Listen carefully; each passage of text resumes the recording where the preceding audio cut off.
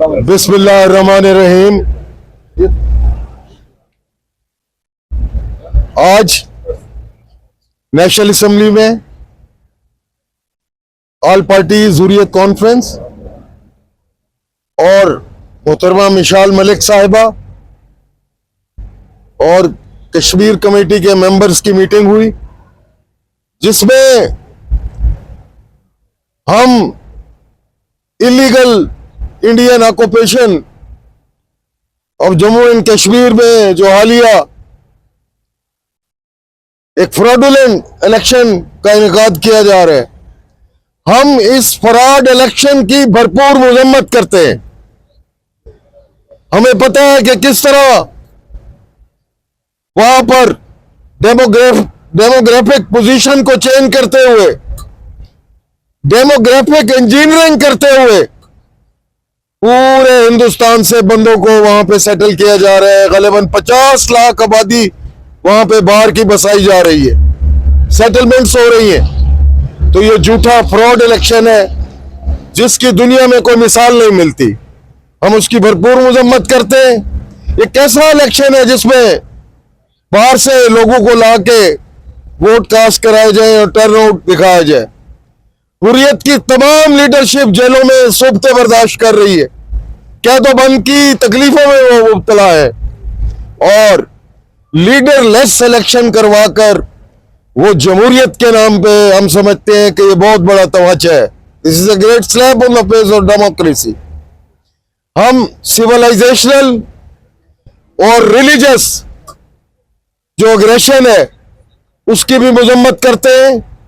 Indian atrocities, human rights की violation की भी मजम्मत करते हैं, और इस प्रोसिक्यूशनल इलेक्शन जो फेजेस में मुनक्किद करा के दुनिया को दिखाए जा रहे हैं, हम उनकी भरपूर मजम्मत करते हैं। औज़ुबिल्लाहिमिनश्शैतानिर्रजीम, बिस्मिल्लाहिर्रहमानिर्रहीम। सबसे पहले तो मैं तहे दिल से शुक्रगुजार हूँ कश्मीर कमेटी के चेयरमैन नून साहब की, APHC की, जो हमारी आज कश्मीर कमेटी की अर्जेंट मीटिंग कॉल की है।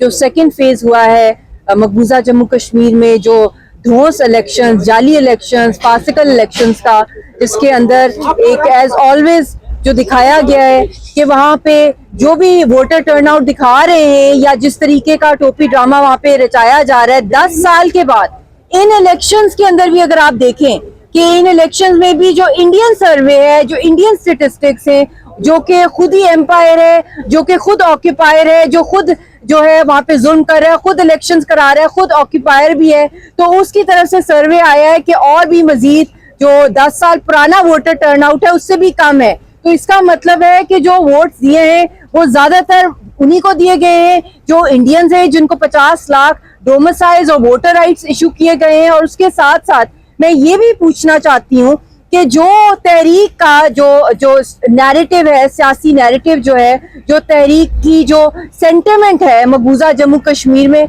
उसमें तो और ज्यादा शिद्दत आ गई है, क्योंकि वोटर टर्नआउट इंडियन सर्वे के मुताबिक ज्यादा गिर गया है, और उसके साथ साथ इंडियंस ने ज्यादा वहां पे वोट किया है। और जितना भी मंजन वहां पे बेचा जा रहा है, जो सो कॉल्ड जो पपेट्स है, जो इलेक्टेबल्स वहां पे दिखाए जा रहे हैं, वो तो सारे के सारे ये कह रहे हैं कि हमने हुर्रियत की आदत को रिलीज कराना है, हमने रिवर्स करना है, हमने स्टेटहुड वापस लाना है, हम लोगों ने कश्मीरियों को उनके हकूक वापस लाने, क्योंकि नफरत करती है कश्मीरी अवाम इंडियन पपेट से और हिंदुस्तान की स्टेट से, जो उन्होंने कश्मीरियों के साथ पिछले 75 सालों से किया है। और खास तौर पे 5 अगस्त के बाद, जब से उनको अपनी जमीन के ऊपर रेफ्यूजी करके उनके सारे राइट्स जो हैं वो छीन लिए गए हैं। उसके साथ साथ जो यूनाइटेड नेशंस की रेजोल्यूशंस के मुताबिक कोई भी वहाँ पे इलेक्शंस कराए जाए वो एक सब्स्टिट्यूट नहीं है हक खुद इरादियत का, राइट टू सेल्फ डिटर्मिनेशन का, कश्मीरियों की आज़ादी का। और ये तो most militarised zone in the world है, जहाँ पे आई थिंक इलेक्शंस का नाम लेना, ये डेमोक्रेसी का नाम लेना, आई थिंक सबसे बड़ी जो है गद्दारी है। और उसके साथ एक और बड़ी बात हुई है, जो उन्होंने टोपी ड्रामा रचाया है, वहाँ पे कुछ डिप्लोमेट्स को बुला के उनको बहुत ही कॉर्डन ऑफ एरिया के अंदर बुला के खड़ा करके उनके सामने 2-4 जाली पोलिंग बूथ दिखा के कहा है कि यहाँ पे कश्मीरी वोट कर रहे हैं। तो ये इंडिया के किसी भी स्टेट में جو ہے ان کو ڈپلومیٹس کو نہیں لے کے جایا جاتا کیونکہ وہ انڈیا کہتا ہے کہ یہ ہمارا اپنا انٹرنل ایشو ہوتا ہے, ہمیں کوئی ضرورت نہیں ہے ڈپلومیٹس کو بلانا. خاص طور پہ مقبوضہ جموں کشمیر کے حوالے سے شروع سے جو ان کے جعلی الیکشنز ہوتے ہیں, یہ تو ایک میونسپل الیکشن سے بھی کم ہے کیونکہ سارا کنٹرول جو ہے وہ گورنر جنرل کے پاس ہے. یہ صرف ایک ایکسرسائز کی جا رہی ہے دنیا کو وہاں پہ بتانے کے لیے سو کالڈ کرفیو کے اندر الیکشنز کرانا اور دکھانا کہ جی ہم لوگوں نے یہاں پہ لوگوں کو اپنے ساتھ جو ہے کھڑا کر لیا ہے, ہمارا جو ایکشن آرٹیکل 370 کی ایبروگیشن کے بعد ہوا. دوسری جو بہت امپورٹنٹ بات ہے جو میڈیا کے میرے بہن بھائی یہاں پر ہیں کہ جو ہمارے کشمیری میڈیا کے لوگ ہیں مقبوضہ جموں کشمیر کے, جنہوں نے خود وہاں پہ کہا ہے کہ ہم لوگ اس کی جو الیکٹورل جو فیکٹ فائنڈنگ جو مشنز ہوتے ہیں, آبزرورز جو ہوتے ہیں, اس ٹیمز کے اندر کشمیریوں کو ڈالا جائے, کشمیری جرنلسٹ کو. ان میں سے کسی کو نہیں ڈالا گیا بلکہ سارے کے سارے جیلوں کے اندر ہیں, اور نہ ہی کوئی انٹرنیشنل فیکٹ فائنڈنگ مشنز کو بلایا گیا ہے, نہ ہی یونائٹڈ نیشنز کی جو الیکشن آبزرورز ہیں ان کو وہاں پہ بلایا گیا ہے. ایمنسٹی انٹرنیشنل کے خلاف تو انہوں نے خود ایف آئی آرز جو ہے ان کے خلاف کی ہوئی انڈین اسٹیٹ نے. تو کسی بھی صورت میں یہ الیکشنز نہیں ہے, یہ ایک ڈرامہ ہے. ایکٹرز یہ آئے دن چینج کر دیتے ہیں, 10 سال بعد بھی وہی چیز ہے, بلکہ اور بھی بدترین شکست ان کو مل رہی ہے. تو وی ریجیکٹ دیز الیکشنز. حریت کی جو آواز ہے وہی عوام کی آواز ہے, اور کسی صورت جو ہے کشمیری اس کو ایکسیپٹ نہیں کرتے. ایسے elections under the Indian constitution United nations کی قراردادوں کے مطابق حق خود ارادیت کی ہماری اسٹرگل ہے.